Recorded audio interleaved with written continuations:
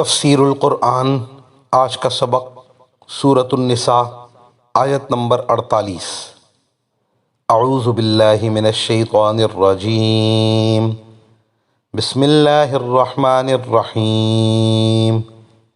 ان اللہ لا یغفر ان یشرک بہ ویغفر ما دون ذلک لمن یشاء وَمَن يُشْرِكْ بِاللَّهِ فَقَدِ افْتَرَىٰ إِثْمًا عَظِيمًا۔ ترجمہ: بے شک اللہ اس بات کو معاف نہیں کرتا کہ اس کے ساتھ کسی کو شریک ٹھہرایا جائے۔ اس سے کم تر ہر بات کو جس کے لیے چاہتا ہے معاف کر دیتا ہے، اور جو شخص اللہ کے ساتھ کسی کو شریک ٹھہراتا ہے وہ ایسا بہتان باندھتا ہے جو بڑا زبردست گناہ ہے۔ اس آیت میں اس بات کا واضح طور پر اعلان فرما دیا کہ شرک کرنے والا جو بغیر ایمان لائے مر جائے اس کی بخشش کبھی نہ ہوگی، اور شرک کے علاوہ دوسرے جو گناہ ہیں اللہ جن کو چاہے گا معاف فرما دے گا اور جس گناہ پر چاہے گا عذاب دے گا۔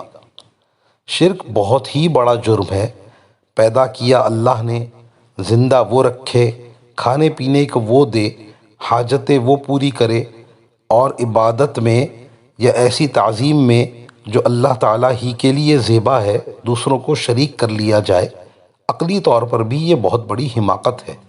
قرآن مجید میں جگہ جگہ توحید کا حکم فرمایا، صرف اللہ کو خالق و مالک اور رب سمجھیں اور صرف اسی کی عبادت کریں اور اس کی ذات و صفات میں کسی کو شریک نہ کریں۔ شرک کی جگہ جگہ مختلف عنوانات سے تردید فرمائی اور مشرکین کی بے عقلی پر تنبیہ فرمائی۔